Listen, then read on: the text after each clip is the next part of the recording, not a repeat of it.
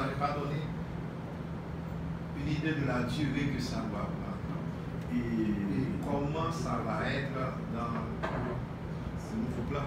Il faut que je vous dise que ma présentation a été écoutée, comme vous le savez. C'est juste pour... Donc, en principe, dépendamment de la taille du marché, on va avoir une durée pour non seulement la préparation des documents et la concrétisation du marché.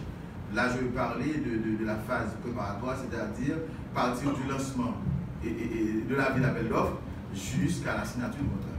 Parce qu'en réalité, un contrat naît et meurt. La naissance du contrat, c'est à partir de programmation du projet et on parle de la mort de ce dernier après réception définitive des travaux.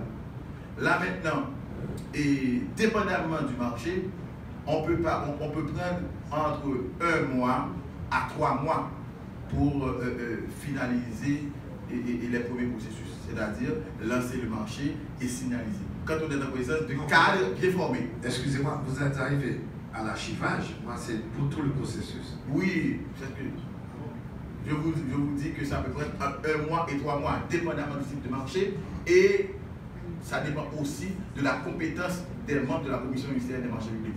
Si les membres sont compétents et s'y connaissent en marché public, ça peut varier entre 1 mois et 2 mois. Par exemple, pour les marchés de travaux, il vous faut premièrement monter le projet, deuxièmement avoir l'approbation du ministère de l'économie et des finances pour savoir si les fonds sont disponibles. Ensuite, il faut faire une visite sur les lieux pour voir, parce qu'en Haïti, il y a un problème, on avait confronté ça avec un ministère, on a lancé le marché, on a passé plus de 3 mois à préparer le dossier d'appel d'offres et l'attribution du marché. En implantant le projet, des gens s'amènent pour dire que le terrain appartient à une famille de la zone, une famille X ou Y. C'est-à-dire qu'au préalable, le ministère en question n'avait même pas les titres de propriété du terrain. C'est pour cela, là où je travaille, là où je donne des conseils, avant de lancer un marché, je m'arrange, avant de donner le chronogramme d'activité pour la commission, je m'arrange à ce que toutes les pièces soient au nom du ministère lorsqu'il s'agit de marchés de travaux. Mais pour des marchés de fourniture, si c'est une consultation de fourniture, ça va prendre 1 mois.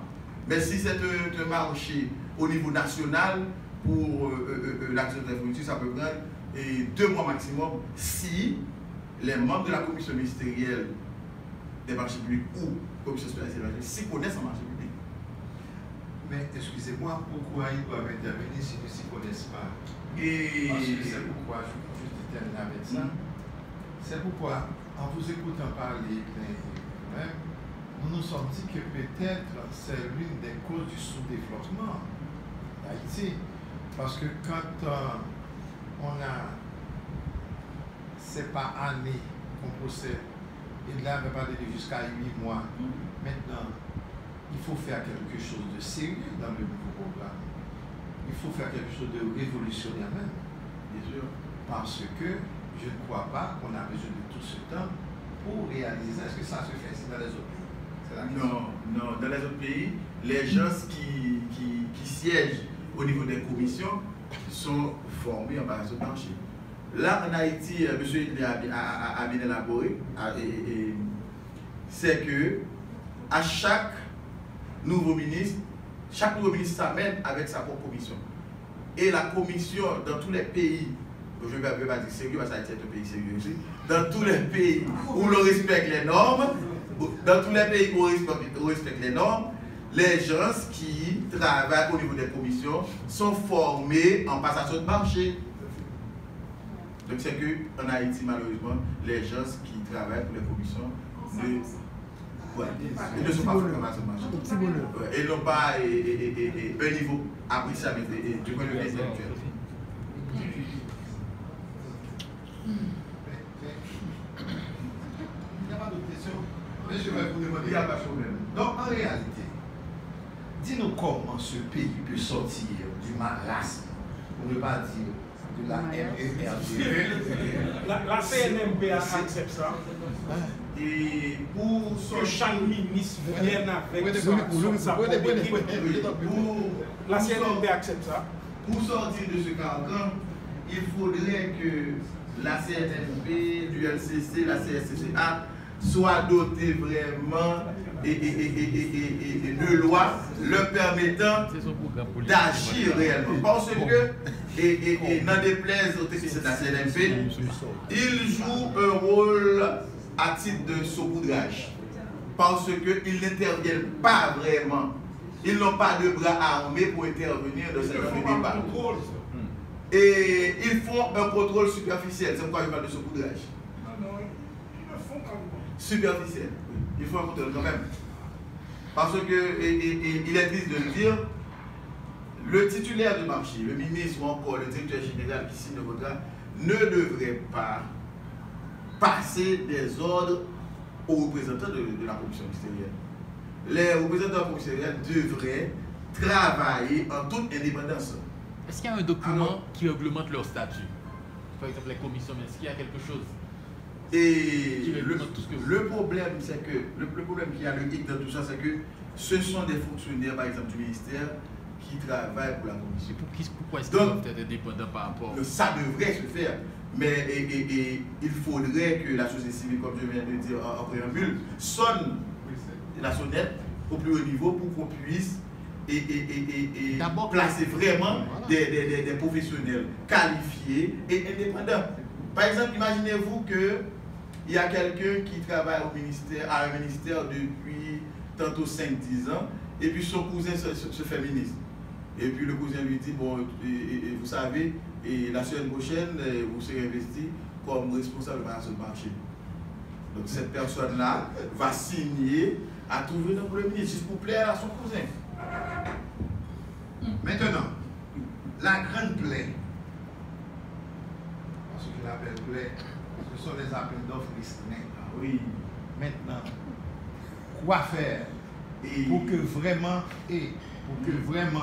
ce pays sorte, mais il y a quelque chose d'autre.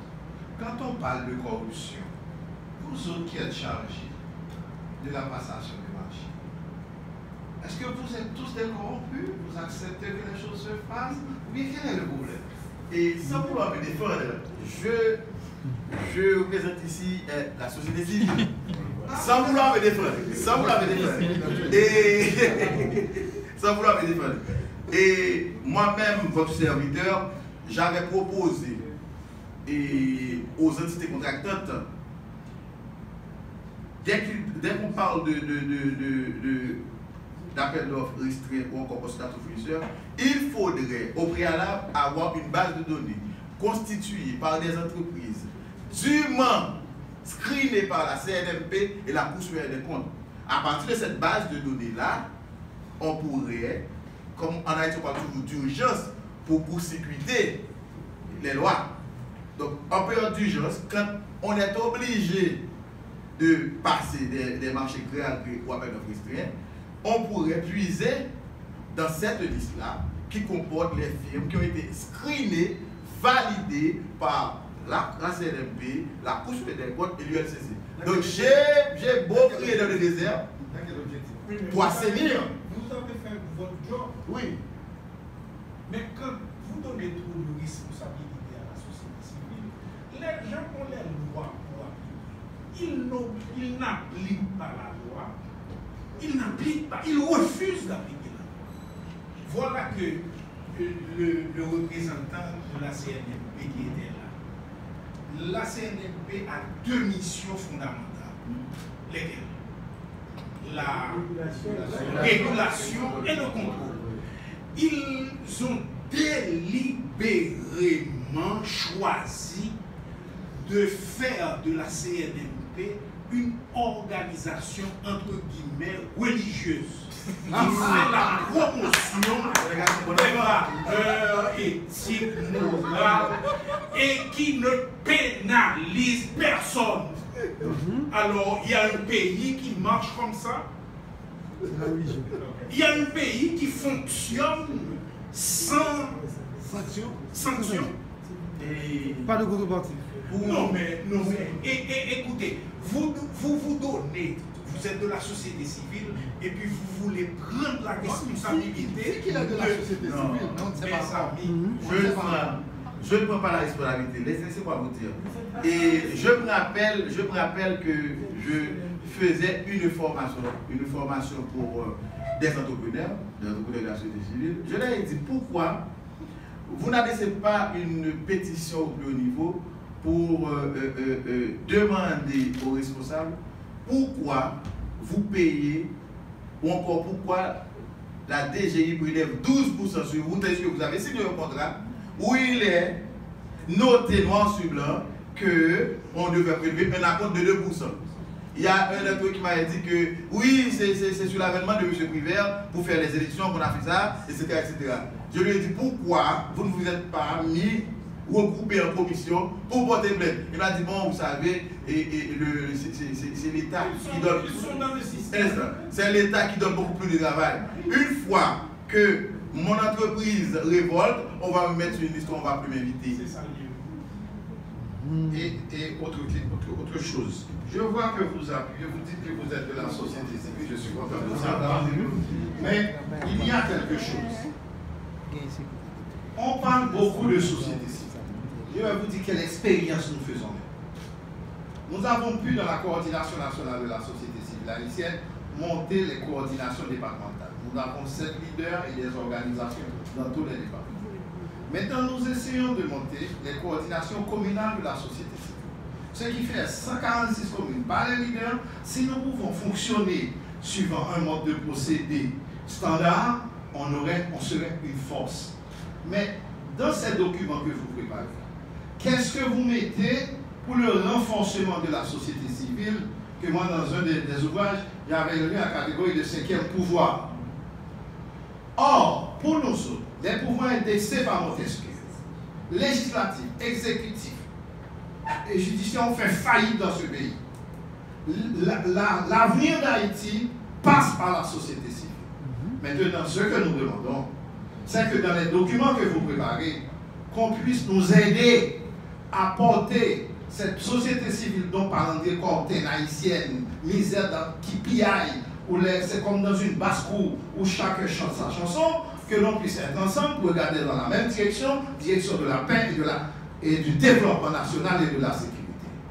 Maintenant, nous voulons monter les coordinations communales. Il y a un ministre, il doit dire son nom, c'est Aviol Florent. Quand je lui ai présenté le dossier, il m'a dit, professeur Amel, on va vous aider pour ça. Et quand la décision du départ du gouvernement m'a dit, j'ai une limite, on vous donne 500 000 euros. Mais vous savez que nous autres, nous refusons d'accepter l'argent de l'étranger parce que celui qui donne, on donne. Et je sais qu'il y a même des offres, mais du côté national, chaque fois, on n'a pas besoin de beaucoup parce qu'on met toute notre force pour que cela se fasse. Mais quant à cette question d'avoir les coordinations communales de la société civile, on doit nous aider à le faire si on veut continuer à parler de la société civile. Et non seulement, c'est le mouvement général que la société civile, qu'on soit CONAN, qu'on soit IRC, qu'on puisse regarder dans la même direction. Aidez-nous à faire ça. Avant de parler à tout bout ça, société civile, société civile. Salut, société civile. Et je vais tenir un langage, j'espère qu'il ne va froisser personne. Il faut choquer tout le monde. Ouais. Tout nous manque dans ce pays. Il faut accepter le choc. Tout nous manque dans ce pays. Moi-même, c'est toujours avec tristesse que j'écoute des intellectuels haïtiens, entre guillemets, disant que nous faisons partie de la majorité silencieuse.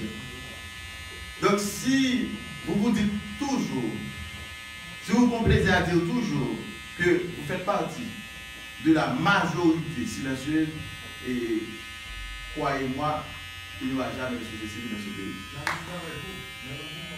Ouais. Ok. Et comme je viens de dire tout à l'heure, moi-même, je m'arrange pour travailler avec des institutions ou encore des entrepreneurs qui se disent de la société civile. Mais tout nous manque dans ce pays. La personne, l'haïtien qui se dit de la société civile ou encore la personne qui se dit entrepreneur accepte tout. Et ça arrange. Excusez-moi, ne dis pas que nous manquons. Nous avons trop de compétences, nous avons trop de savoir. Le problème, c'est que le restavéquisme, nous sommes comme juste des domestiques. Un compétent ne peut pas se... Ce que nous pouvons faire, nous demandons aux autres de nous aider à faire.